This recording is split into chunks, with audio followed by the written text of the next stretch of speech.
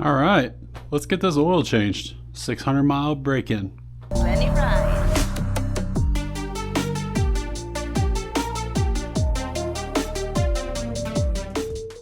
All right guys, these are the tools you're gonna need to do this job. You're gonna need some sort of ratchet, a 17mm socket, a 5mm hex key, some sort of torque wrench. I used a digital one. I like the digital ones. You'll need your oil filter. I used the stock Suzuki one. Some Motul 7100 10W40. I opted for a new crush washer, copper crush washer. I'll leave a link in the description for them. I also put on a magnetic drain bolt. You can reuse the stock one. The stock one is magnetic, but this one has a bigger magnet on it. Last but not least, you'll need a jump wire to reset your service light. This is critical. This thing is not very big. You don't need it to power anything. You just need it to pop a signal in there, and we'll show you that at the end of the video. I'll reset my service interval. And with that, let's get started. First things first, we're gonna put the bike up on the rear stand and the front stand so that way it's level for when we're measuring our oil capacity and making sure that it's right where it needs to be when we fill it back up. All right, I went ahead and put the bike on the rear stand and the front stand. Take off our oil fill plug. It's gonna allow air to get in there, make draining it a lot easier. Down here on the bike, we've got our oil drain plug right here. It's gonna be a 17mm. So have our Suzuki oil filter. I'm gonna show you guys an easy way to get that off without getting oil all over your exhaust.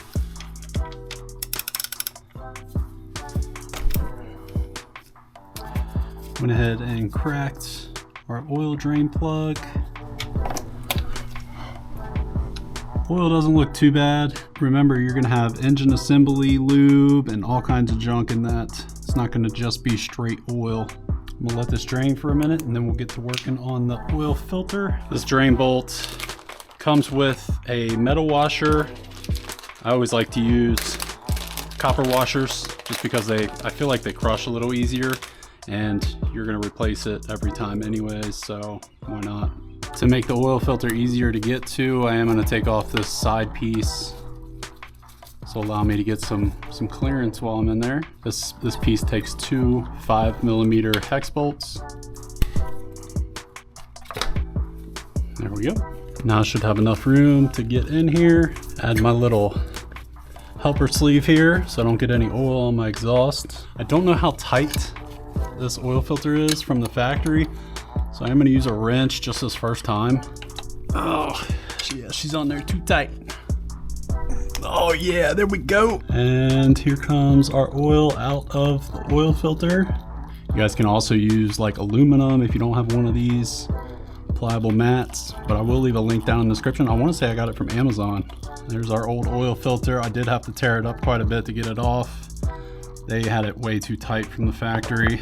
It's to be expected though. I would stay away from the K&N oil filters. I've heard some horror stories on that, so I just stuck with the good old-fashioned Suzuki, the stock part that came with the bike. We're gonna get a little bit of oil, get it on the O-ring, and we'll slide it in here and spin it on.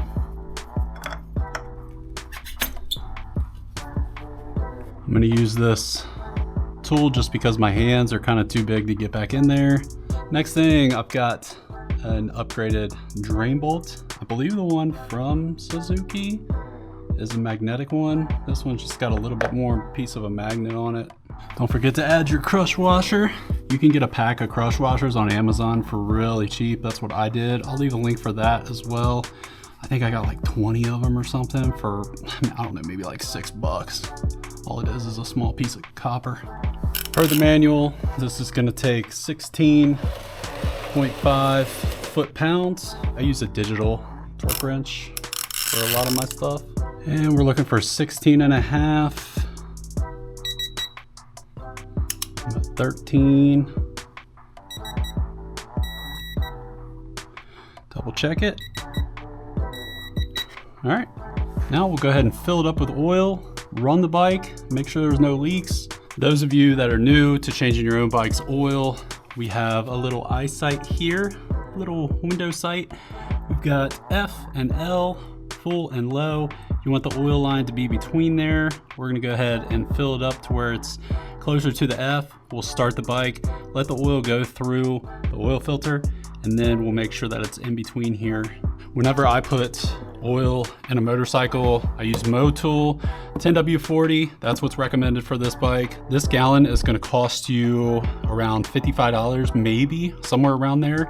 Trust me, it is worth it. This stuff is amazing. And the oil is like a dark red. The bike roughly online should take about 3.5 quarts to fill it up. I'm just gonna put a little bit in and then check this eyesight. I can see there's a little bit of red down here, so the oil is getting down in there. Just gotta keep on filling it up until we see it on the eyesight. Go ahead and get the bike started, get the oil flowing, and then we'll recheck where this sight glass is. It should be a little bit lower than this, and we'll just have to top it off. Make sure you guys take your time doing this. The last thing you wanna do is have to drain oil, extra oil out of your motorcycle because you added too much, you didn't take your time. Take your time on this, do it right. Not that hard. Just get a little patience going, you'll be fine. Go ahead and put our cap back on for the moment here. Double check our fluid levels after we run it.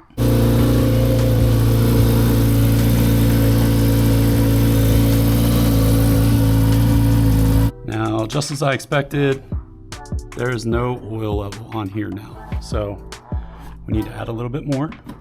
We are right at the full line. I'm gonna keep it right there for now. I'll keep an eye on it here and there and make sure that it stays there, which it should. Put our cap back on. Go ahead and get our little side piece back on.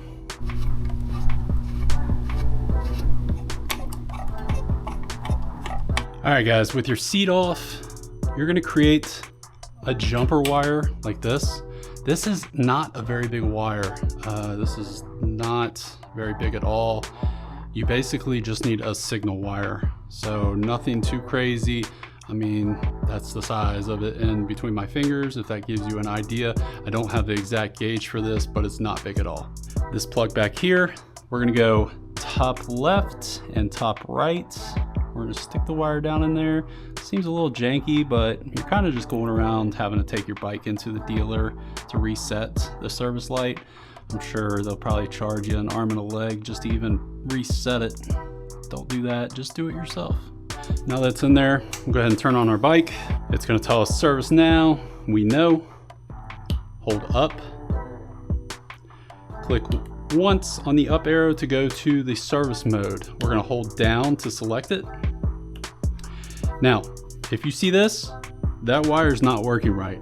We need a little box down here that says reset.